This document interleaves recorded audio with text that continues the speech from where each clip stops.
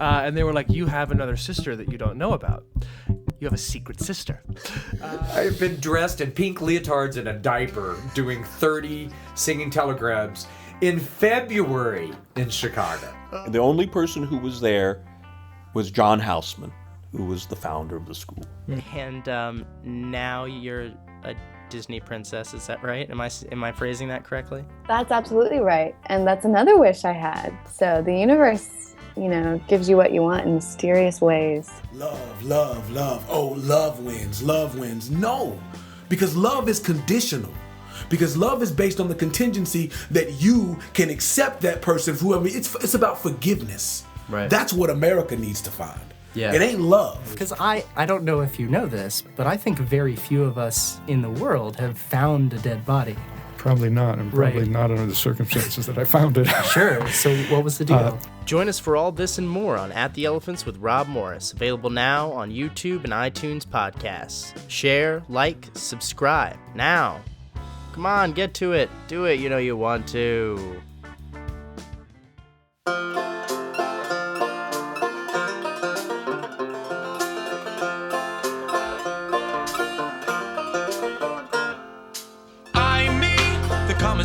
Says I better get used to the gaddies. Hello, everybody, and welcome to At the Elephants, episode 17. It's December. It's wintertime. It's supposed to be cold outside. In Winston-Salem, it is not. It is not cold, as I understand it, really, in Los Angeles. Maybe a little bit for the season, but that is my terrible segue into letting you know that At the Elephants, if you haven't heard already, is officially moving to Los Angeles, California from Winston-Salem, North Carolina. So that is going to mean a number of changes for the show. First, I have to apologize to you for the quality of the voiceover right now. I'm using a much weaker microphone as a lot of my things are already packed up. I'm moving in a week. I have several guests lined up to share with you over this break, but around New Year's we'll have a finale, and then we'll have some stuff to come once we pick back up in February. But I definitely want you to get excited about Matt LOEHR on the show today, ladies and gentlemen. Matt LOEHR is an absolutely incredible human being. He's been teaching dance at the School of the Arts since Molly Murray retired, and from everything I've heard talking to the students, that experience has been absolutely amazing. And personally, just in passing, and the few experiences I've had getting to know him so far have been great. This morning, I got to sit down and talk to him and really get to know Matt, and I'm not surprised to find out that he is just as fascinating and charming as I knew he would be. Originally from Alabama, Matt has been all over Broadway, most recently in the Book of Mormon as Elder McKinley. The replacement for that, I believe, in 2013.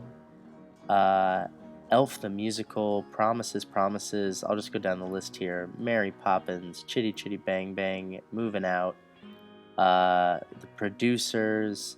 I actually looked up on Internet Movie Database, and I saw that he was in an episode of Curb Your Enthusiasm. I was like, oh, I gotta check this out. But I guess I haven't seen the episode, but I suppose they go to the theater and they see The Producers, and Matt is in that. So I gotta check that out, and I advise that you do too. I, like I said, had a great time talking to Matt. I really hope you enjoyed this conversation. And I'll go ahead and let you know that I did meet with the sensational and miraculous Ashley Gates Jansen, and I have an episode with her coming up very soon for you. So stay tuned for that and enjoy this episode with Matt LOEHR.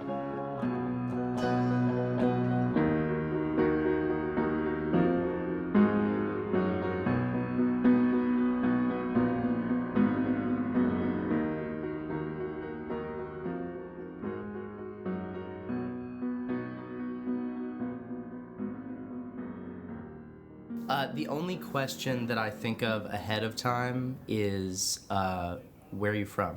Okay. That's the only thing. All right, I can started answer. all off. I can answer that. Great. All right. Do you know the answer to that one? Yes, I do. Okay, We'll go. see about the others. All right. Mobile, Alabama. I know where that is. Do you really? I really Have do. you ever been there? I have family there. You're kidding. I'm not gonna lie to you. So you actually know it's called Mobile and not Yeah, Mobile. and not Mobile. As what most people say. Yeah. Yeah. Where do they live? I wouldn't know, to be honest. I've never been there. Oh, okay. But I do know very much where it is, and I've been told it's great. It's kind of pretty. Yeah, it's my my cousin on like my dad's side grew up in, I think, all around that area. Oh, cool. Moved Okay. around quite a bit, but Okay. you know, that's definitely the center of where he was from. So Rumor familiar. has it, that we started Mardi Gras here. Really? Not New Orleans or New Orleans. Yeah. Well, they are really getting a lot of credit. Yeah. So. Yeah. Is there a movement? It should, it should be, probably in this age of Twitter we could have that. Or is it just like a hashtag lean back, make like- Mobile the originator. Right. It's just like lazy, like, well, just not a big deal. You don't have to move the party over here or anything, but I just want to let you know. I think we liked it, that was us. it's like still a big celebratory thing there. So they but, really get down. They do. Yeah, Nice. my father still lives there, and he lives downtown where the parade route is. Mm-hmm. And essentially, I mean, like, people just come and they park on his lawn. They Wow. like don't care. They're like, we're here to get moon pies, beads, the whole shebang. Right. Yeah. That's crazy. I would have never guessed that. I know, isn't it weird? Well, French influence, Right, sure. very similar architecture, especially in the downtown area. Right. That's a good point. Yeah. Do you think there are other cities that have that kind of like ghost holiday thing, like where we always go to one place to celebrate something, and there's like the place next door that's like, actually it was us, but no big deal.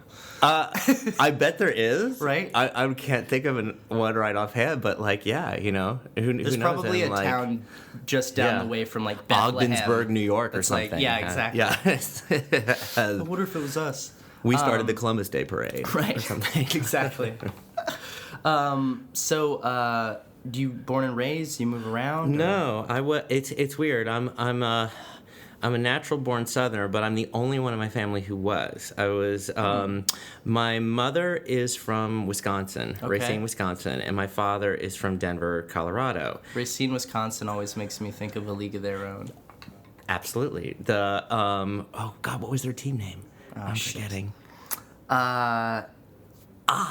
Their uniforms are yellow. There was like Rockford Peach. I remember Yeah, it's that. the Rockford Peaches, and I don't think I can name another team. I don't just think know I the can towns. either. Yeah, you're right. No, But and I that's always the one remember that that. Kit Being very goes to at proud. the end.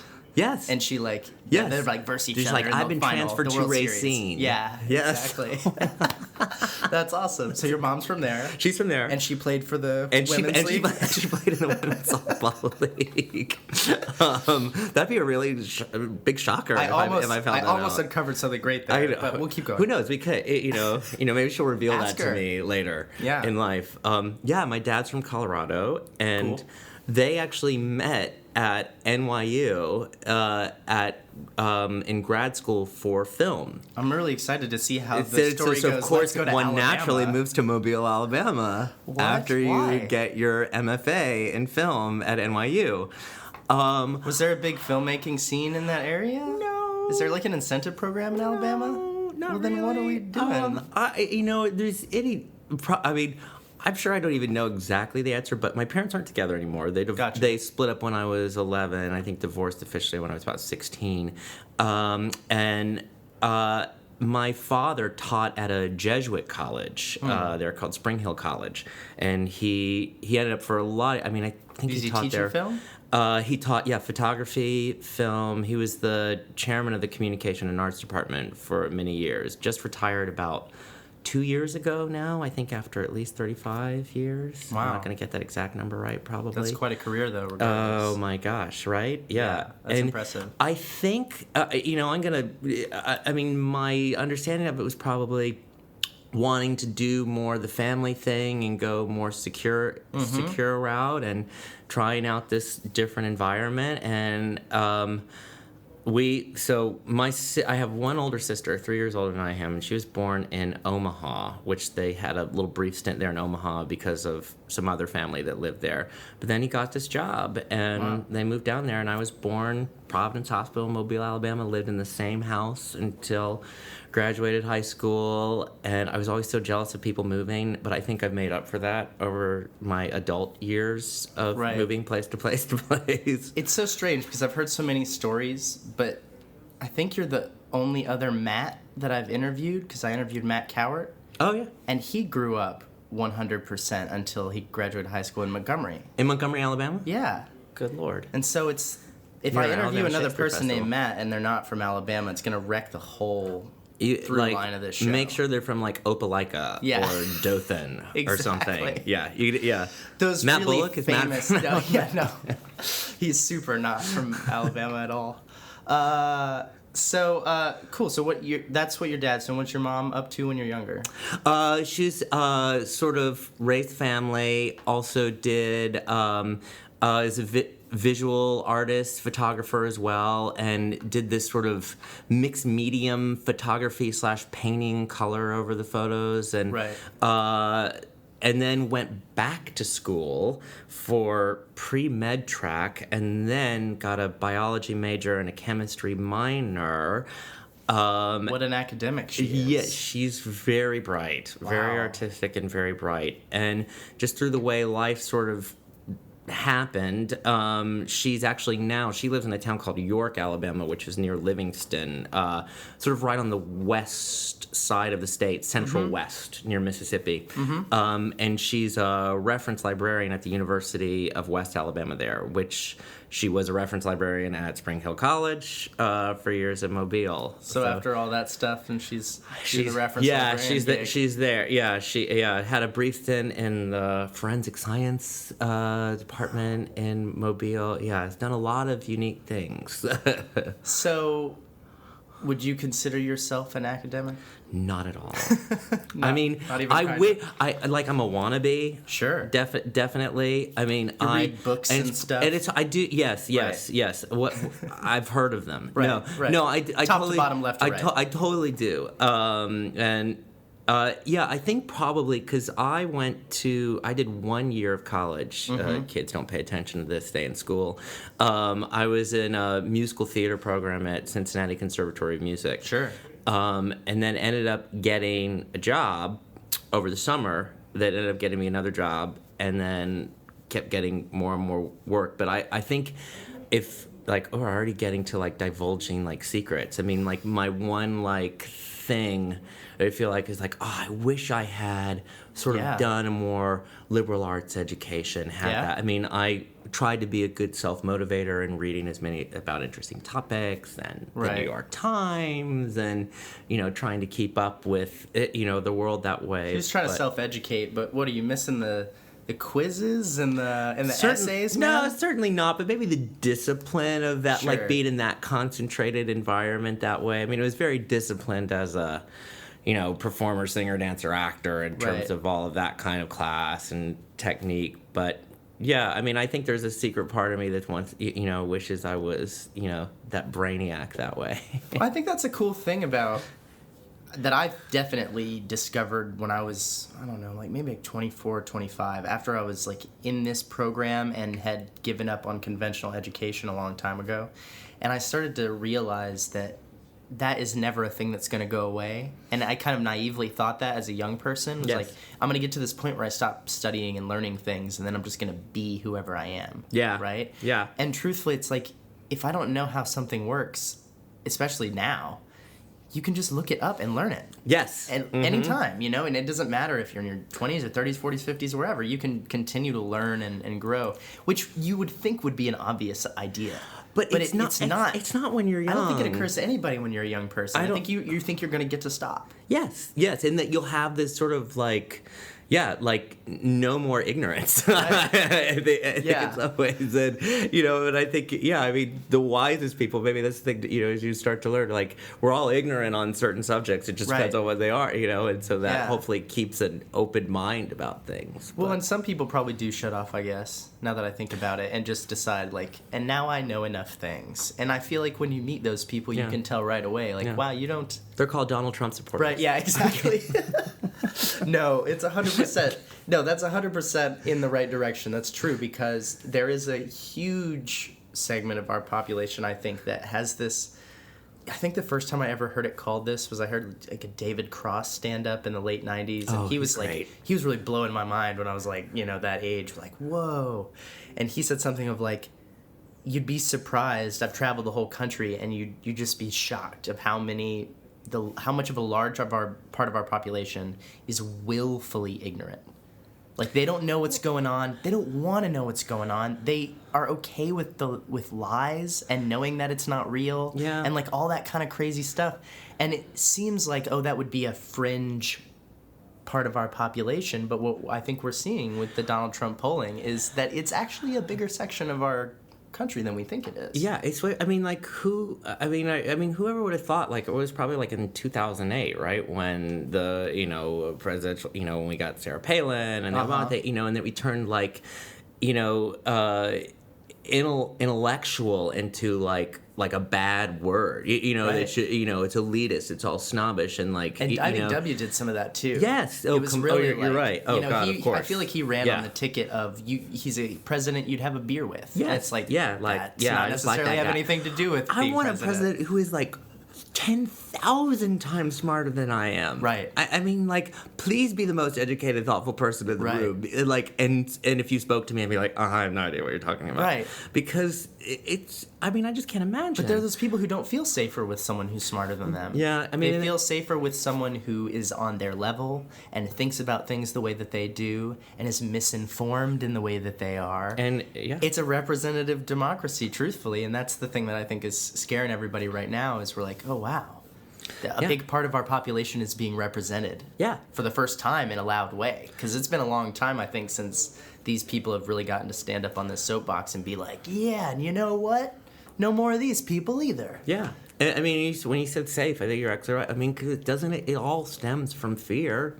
Right. Fear of not knowing, fear that you aren't going to be safe, fear. And so someone who can explain things simply and I don't know, maybe this is not right, but sometimes I think like, just how life has become in terms of, people having to work, 3 jobs to earn a living at minimum wage and all that. Like, life is so hard for people that where is the time to even try to educate yourself? Exactly. Too? So I think that's also contributed into this sort of willful ignorance because, like, in a lot of ways, like, who's got time? No, totally. There's just there seems to be,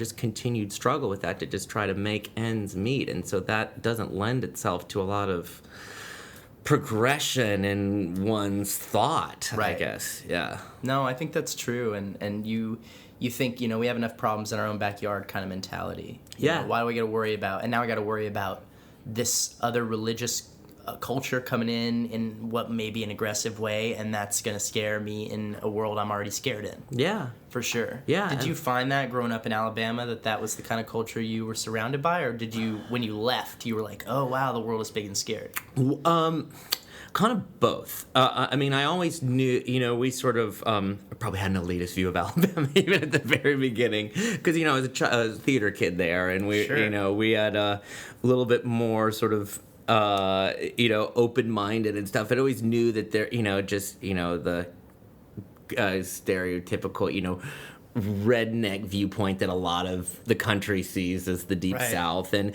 there's really, my sort of defense of that is I actually got amazing education in a lot of aspects there, and really passionate, smart, caring teachers, and arts activities and exposure, and all that. So there is a lot there, but there also still is a lot, especially in the sort of political realm, I think, of the state, and that just seems to continue to be more and more so whenever I see news about Alabama. That's just like way more conservative, shutting things down, blocking funding for people and stuff. But so yes, the world. Because I had 2 parents who had been in New York, also in different parts of the country, and sort of exposed themselves to a lot of things. Yeah, I think I had a really good upbringing, sort of an awareness of what to expect when I got out into the real world, and this sort of self-discipline and motivation that carried me through. So I was definitely scared when I got to like the big bad city, but was able to handle it. I guess more so than some people that I knew from my hometown who wanted to give things a shot, who after a while just it maybe became too much for them. So alongside other people that you grew up with, you in touch with many people? Yeah. As best as I can. I'm a terrible social media person, and like I'm like Facebook is the way to do it, but I don't know why. It's like never has gravitated towards me. But I actually just went this summer for the first time in 8 years down to Mobile. Wow. Yes, and my partner saw Mobile for the first time ever, and I taught at the ballet school that I grew up, like in high school I was trained in, and saw a bunch of friends who still live down there. Ocean in the theater of that I grew up. nostalgia. Yeah, I mean, and it was really, really great. I mean, I'd still seen a lot of these people and like my family, but they would just always come to New York or come somewhere else. Right. It was easier to go up there as opposed to come down here, but Sure. come down there. So that was really terrific, and you just can't help but I think step into your hometown and you just get flooded with that like Totally. sense of memory and Absolutely. I mean, I moved a very lot powerful. around the Austin, Texas area, but that's basically where I grew up, and I grew up in some other places too. But every time I go back, and my parents have not, they don't live in any house that I ever grew up in. They don't. Okay. And, we've moved so many times that, all the places I grew up, other people live there. But I do the tour every now and then. Yeah. Every few years, because it's a lot. Yeah. I'll go in chronological order to each home that I lived in and just drive by and like see what's in the parking, in the driveway, or, see if they put up a basketball goal or something. That Did kind they of change? stuff. Did they change a lot? A little bit. I know there's one in particular that I lived in like 6th grade. That was one of my favorite houses, and one of my best friends who went to school here and kind of, had me come here, really. He always is like, man, that was the best house you ever had. Like, you moved all the time, you had all those different places, but that one was cool.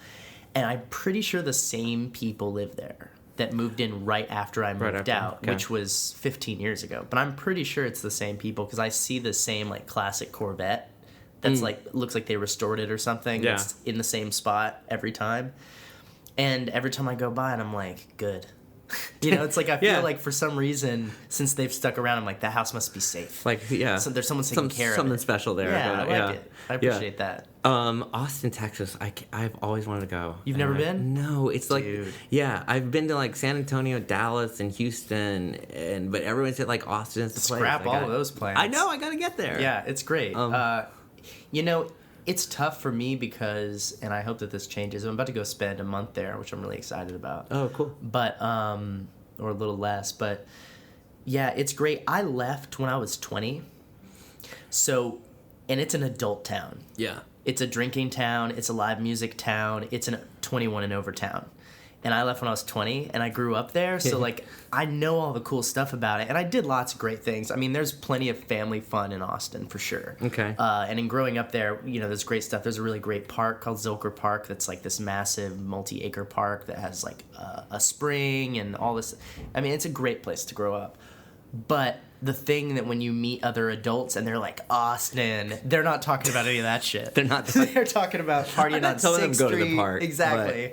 But, yeah. They're talking about going to 6th Street. They're talking about, seeing shows at Stubbs and, like, all the barbecue and all that stuff that's involved in that nightlife. Yeah, that. And it's great. I mean, I've been back several times, but I've never, like, lived there as an adult. So I don't get I've never gotten the full vibe. So for this month that you're going to be there, you're I'm really gonna gonna try to make have up a for good all that time. lost time, Yeah, I and think just so.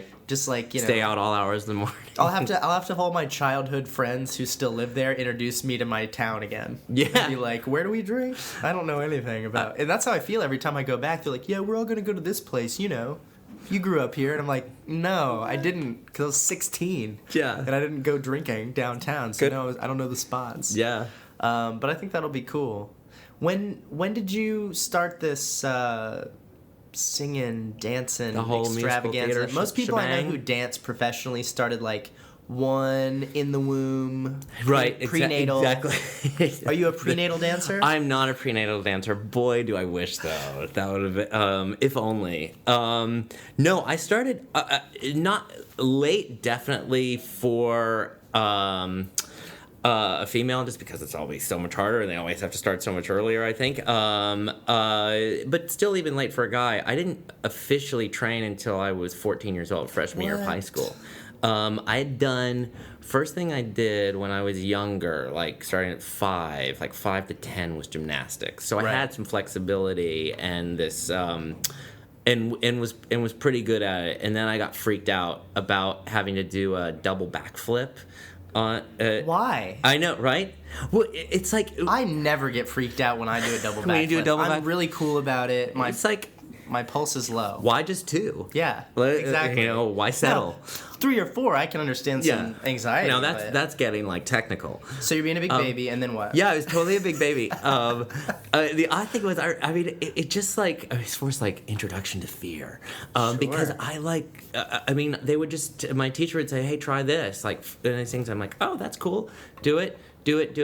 And then first performance anxiety moment I had in my life was I did what's called acro gymnastics, which like mini trampoline where you do like and trampoline and power tumbling, so like a long sprung floor, as opposed to like we didn't do rings or pommel horse or anything like that. You're like jetting across the room. Fast and doing tumbly, jumpy, cartwheely stuff. I wish I had started like rings and like bar, like so you create that like ridiculous amount of strength early on. So you become that kind of upside down pyramid shaped person. Yeah, mine was more like momentum, power, flexibility. Like, that certainly prepared you, I think, more for what you do now than that would have. You're probably absolutely right about that. But I remember you only need so much. You're not doing as many lifts now, are you? Is that a big part of what you're doing? Yeah, still do some partnering. I love partnering. That's actually. Great. Yeah, it's just such a beautiful way of moving and to express something, I think. And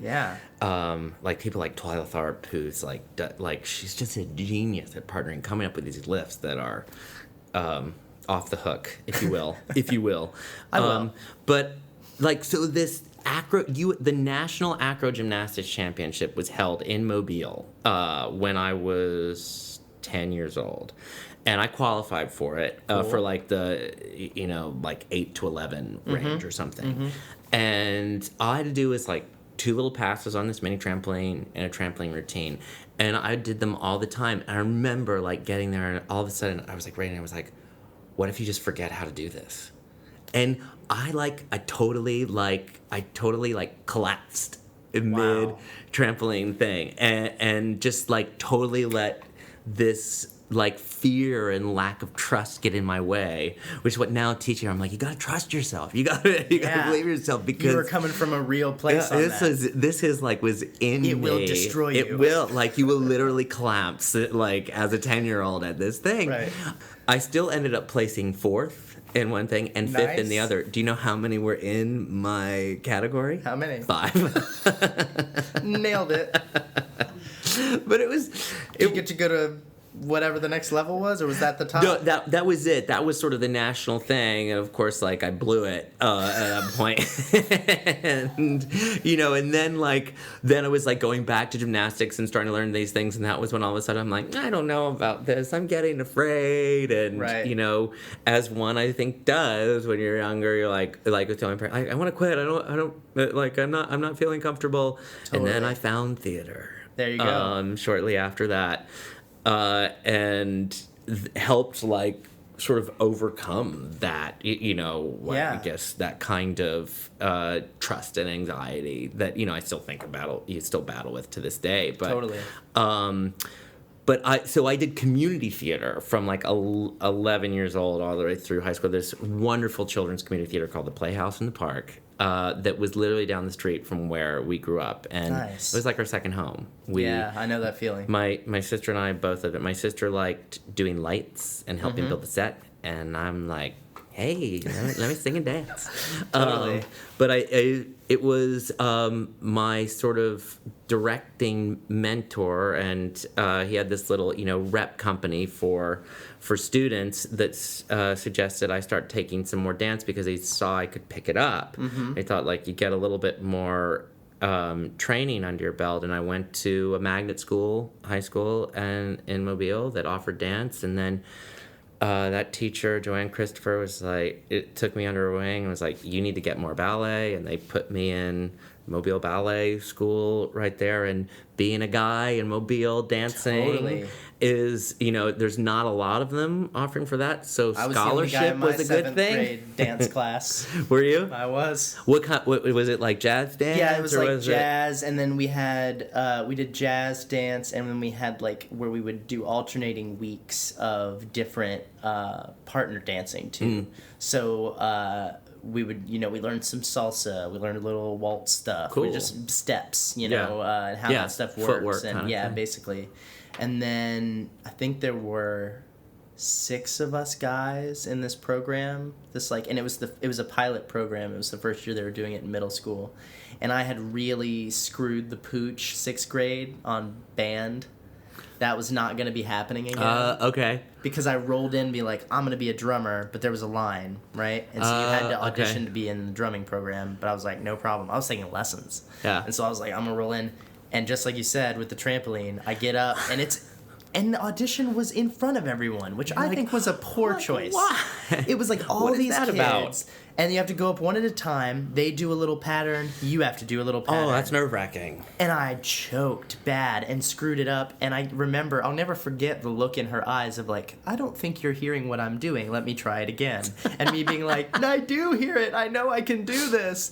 And I just couldn't do it. coming out. And then they were like, well, you have to go to down the hall then and pick another instrument if you don't place in this thing.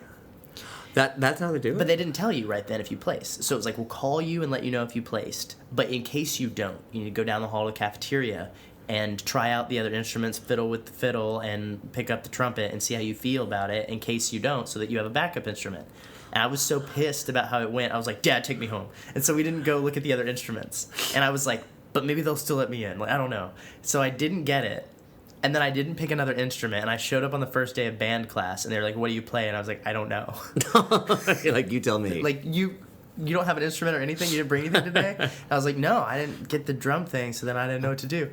And they were like, well, there's only 2 spots left. You have to play one of these 2 instruments. And I was like, oh, shit. And they were like, the trumpet or the trombone. And I was like, they both sound bad. And so they brought me into the office, and they were like, try both of these mouthpieces out. And I tried the little one, not happening. Give me that big fat trombone mouthpiece. The embouchure. I tried. I kind of got that little brr out. And they were like, all right, well, I guess you'll have to figure that one out. Had to go rent a trombone, played it for the whole year. It was the most terrible thing. So next year I was like, I guess I'm going to do dance. I had not thought about theater at all. I was like, I guess that's the thing I'm going to do. I think there's girls in there. That was my whole attitude. And then I got to be like the one guy in the dance class, and it ended up being pretty fun. I did not take it again, but I took 1 year. That's smart, though. How did it get you into theater, though, from that? Well, because my best friend was doing community theater with his sister. Okay. And they had kind of gotten involved. The older sister got involved, and she pulled the younger brother in. And then it kind of snowballed eventually that I did something there. But what happened was I decided to play football in 8th grade because you could play football in 8th grade. And so I went out for football. I was really skinny and really fast, but because of, Adderall. So I was really skinny and really fast.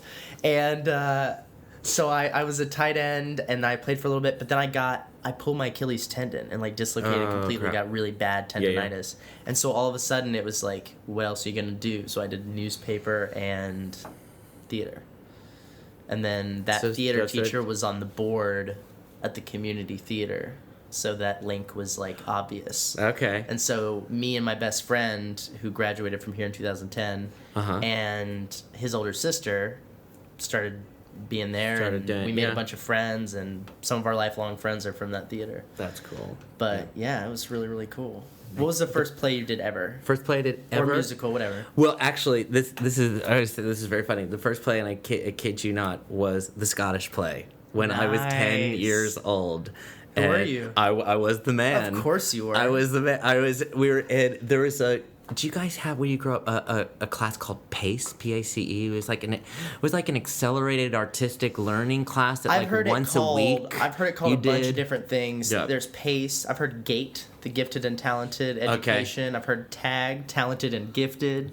I've heard so many different things. But yes, Smart kids go read bigger books. Yes, we like got Fridays. exposed to like artists, Impressionism, classical music, and we Totally. did Shakespeare. Like so, Cool. my 4th and 5th grade, I got to do that, and the first one was I can say it in here. We're not- right? we're in a in conference theater. room. I can say Macbeth. Macbeth. That's fine. Yeah, I so it shared shows you it how with you.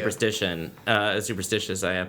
And then Julius Caesar, 5th grade. Were you Julius Caesar? No, I was Brutus and Mark Antony. Like we all like alternate Wow. with different scenes. Those are two great parts. Yeah, I mean, I Yeah, if you're gonna be double cast. I got very good casting when I was in that pace class. And I remember I wasn't supposed to play Macbeth the whole play. Mind you, this was like I think a 30-minute version. Right. But the other student got sick, and I had to like learn his lines, and I was like, I just knew them, and I remember being so excited that I got to say hell and damned in front of the school cafeteria. Because that's where it formed, like in the school cafeteria. That's nice. So that was my first performance. First like community theater performance, Snow White and the Seven Dwarfs. And I was Snick. You're like, who is that? yeah, that's my face right now. There was. I'm not even sure where this script came from because I wanted to do it because I was like, Was it like "Hey, I wanna community be theater? They had too many kids, so it was like Snow White and the 38 Dwarves. It was or like something? it was like the straight play version. It wasn't Disney's Snow White. It was like Glick, That's Flick, scary. Snick, Wick, Tick, Blick, and Quee. I remember like the dopey character was named Quee, Quee. And That's so weird. I know, and I should try to find out like who wrote that version. What is that version from? But I remember I was Snick, and we got to wear a beard, and like spirit gum, the whole shebang, and I was like totally taken. That's crazy. And so you're like, yeah, this fake hair on my face is itchy. Pulling it off hurts. Let's do more of this. Let's keep going. Right. Yeah, I think I ushered at that theater for a solid like 2 years while my sister was like working Lights there and sets and lights and and sets and stuff. And just like just obsessed with it. Everything like that, and these kids, who at the time were probably, 15, 16, and 17, like these big kids that I was just like idolizing. I was like, I just want to be a part of what they're doing. Totally. And so then finally got the courage to do acting class, and it was like, I realized it was like,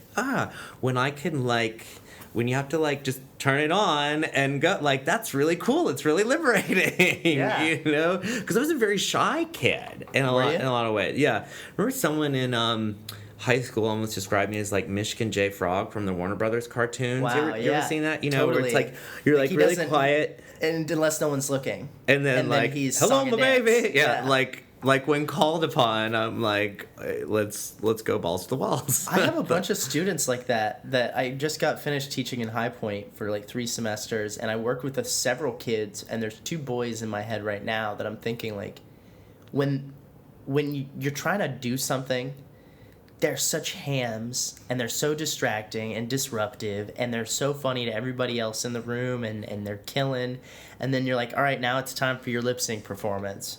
And they just stand there. And they do like a rock. Interesting. When it's time for them to do something. And they could be grabbing the mic, yeah, doing Steven Tyler and going crazy, getting that same attention they were just getting in the same positive way. But there's something about calling it the performance, giving it that title, handing them a microphone and saying, this is your moment, that they're like, no.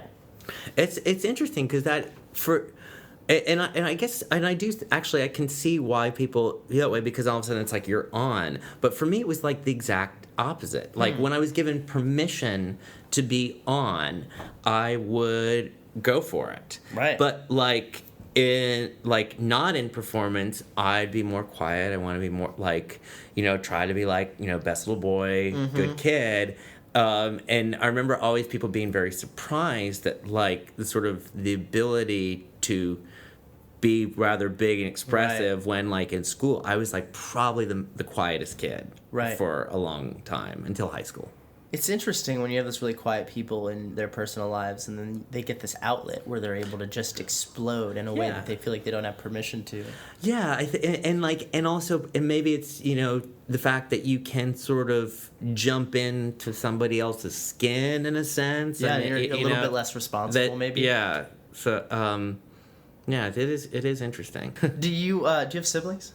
I have one sister named Kira, 3 years older. How does Kira spell her name? Kira. That's my favorite. I've heard it spelled and seen Simple. it. I heard it spelled. I've seen it spelled a lot of different ways. Like KY or yeah, or sometimes people even do like two vowels. They do like KIE or so. I've seen all sorts of weird stuff for Kira. Silent That's, P in front of the K. Exactly. Just- Yeah, the P is silent, like in knife. It's Do you know Nichols and May? Do you ever Mike Nichols and Elaine May? I mean, I know who Mike Nichols is. That just made me like, this is an amazing comedy duo in the 60s they did like radio improv, and there's this really famous famous, I guess, fact that this Mike Nichols is calling, he's at a payphone and he needs to, like, he's got to make this urgent call, and his dime got like lost, so he's talking to the operator and he's like, I need to speak to Kaplan, and she's like, Kaplan, is that K as in knife?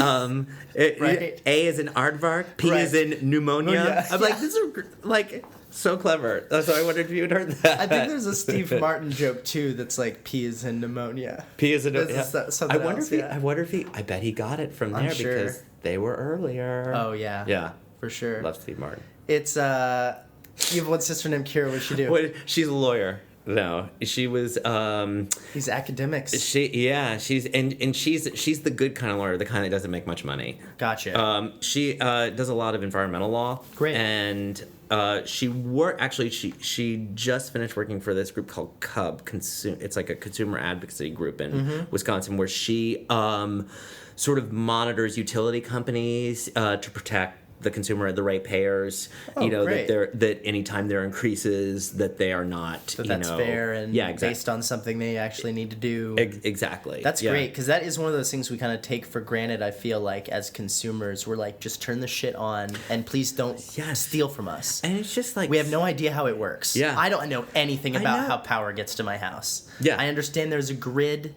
It can come from different stuff. That's about as far as I go. And then if 1 month it's more, I just fucking pay it. You're like, did I leave the lights on a little bit more? I guess I must have. Did I know. It's that simple. So it's good to know that there's people like your sister out there watching out for us. Yeah. In that sense. And it's kind of like the people who make sure that when you pump the gas, it's as much gas as it's supposed to be. That's a thing that occurred to me when I think I was like 24. I was like, how do I know as much gas as I'm paying for is going out of this tube and into my car? Yes. I never thought about that for so long. And then eventually I was like, well, shit, someone's got to be checking this to make sure they're not giving me like 0.9 gallons or something. Yeah. I never thought of that. Until right now? I'm just thinking about that now. Yes. Yeah. I mean, I drove for like almost 10 years before I thought about it at all. And I was just like, what if I'm getting like a little bit less per gallon? You know, like how do you check that? How do you make sure? All But there's the regulations actually, all that. there's an agency that is specifically required. They go around, they check each machine, make sure it outputs the amount, and then they put a little sticker on there. And you can see the sticker that's like last inspected. Yeah.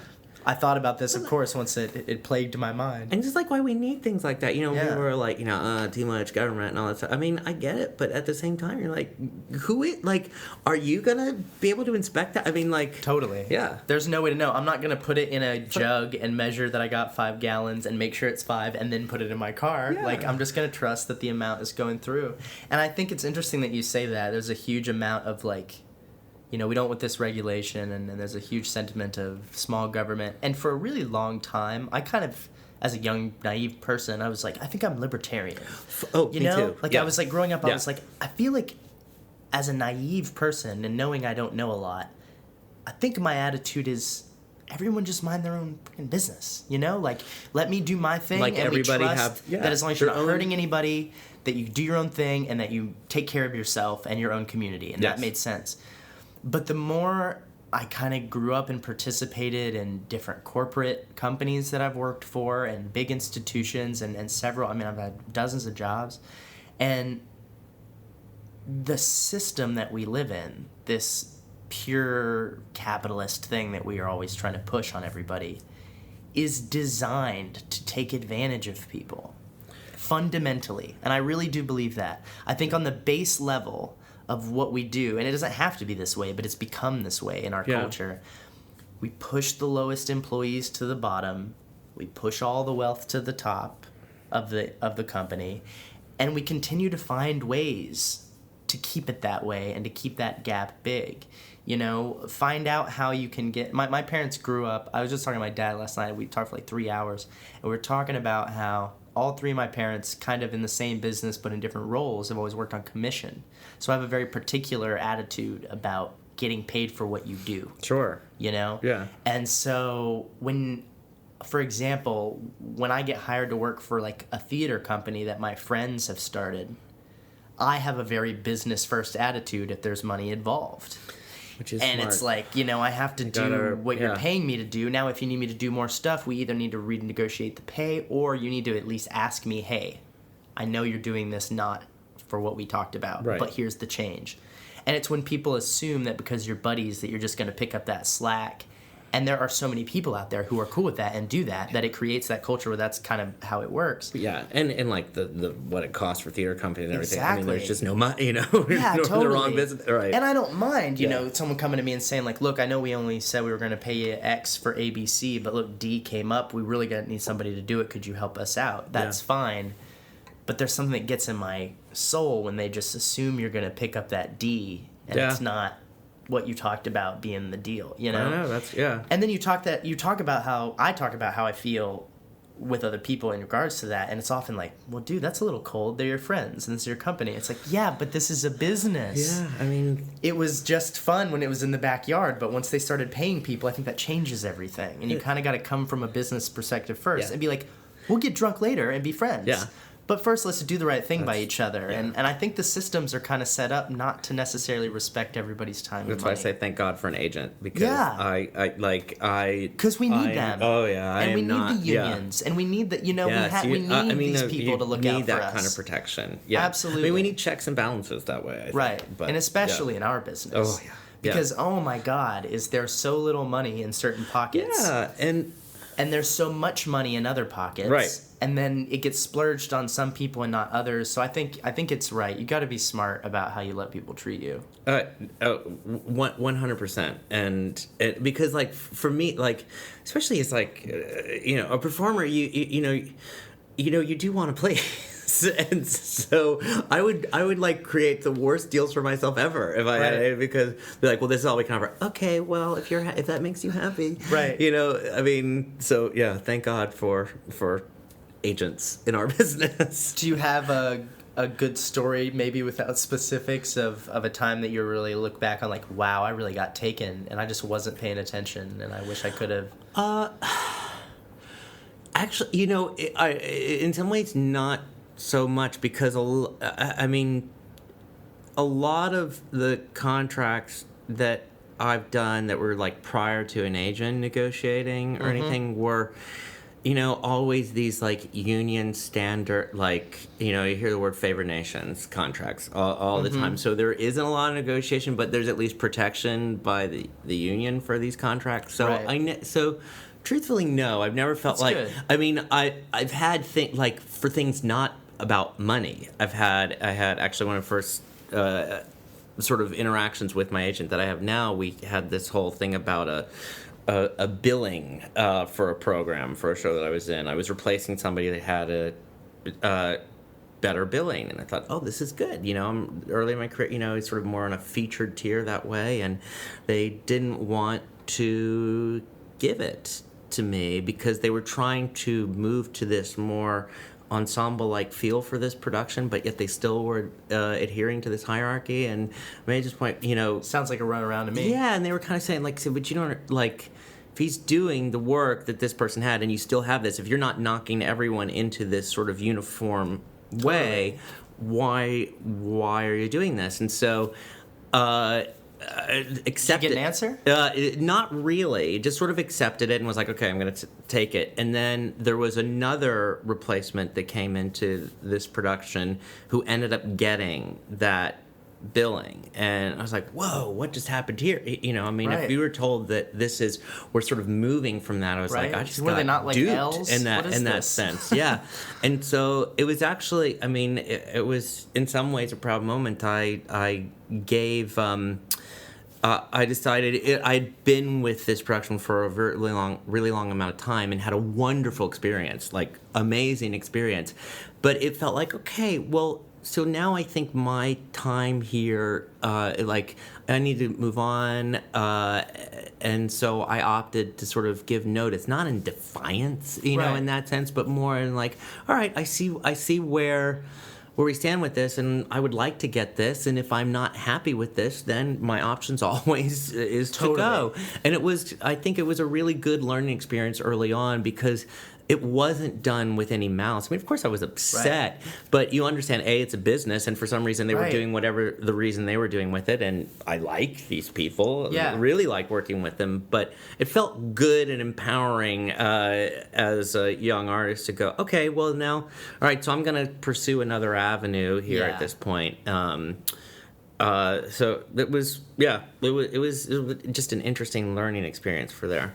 No, I think that's important. I think it's important to value your time, like I said, in this business, and to take care of yourself and to look out for what's best, because you never know who's going to do that, and probably nobody else, really. Yeah. Like, you really can't count on very many other people. And I know that growing up, you know, like I said, my parents all work on commission in different ways, and my stepdad, he's a mechanic. And man, talk about a business where the shop is always probably going to try to get the most out of that guy while paying him the least amount possible, you know? And he's going to want him to stay late if possible. Sure. And sweep the floor around his whole area or whatever. They're always going to try to do something else. And my stepdad was the first guy to drop his wrench and walk out if something didn't go right, or if he didn't feel like he was being treated fairly. Yeah. And it wasn't about malice, like you said. I mean, sometimes, sure, he was mad. But it wasn't about making a statement. It was really just about being like, look, I'm here for money. Yeah, it's like boundaries. It's a job. Yeah. That's the truth. This is not a passion project, being a mechanic, right? This is not my baby. This is me coming into work. Dollars for actions. And if you're not going to meet the deal, then I'm going to go find somewhere else because I got a skill. Yeah, I mean that's the thing. It is. I mean, like boundaries and protection, but that it all can be done without this sort of emotional part to it. You know, I mean, especially like when you're like we're in a business. If you're fortunate, like it's show business, it's not show friends, it's show business, and that's a good line. It's good, isn't it? I know. I think I'm gonna make a T-shirt out of it. Use it. Yeah. Crochet it on a pillow or something. I'm gonna tweak that. You're so good at social media. Yeah, I mean that's gonna be my new campaign.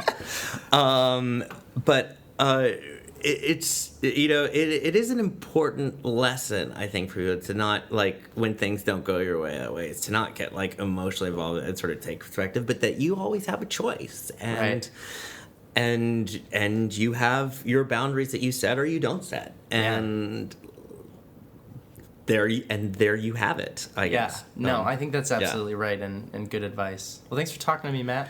This went really quickly. Yeah, it goes fast, right? It. Yeah. Was it all right? It was like scary, right? Oh no, that wasn't scary at all. That was like a lot of fun. Great. I forgot that there's a microphone in here. That's the idea. Hope I hope I didn't say anything ridiculous. There's another good campaign I'm gonna start. We'll see. I think you're gonna take it to the top. All right, thanks, Matt. Sure. So I've been reading about nameless things. Don't ask me what they are. Nietzsche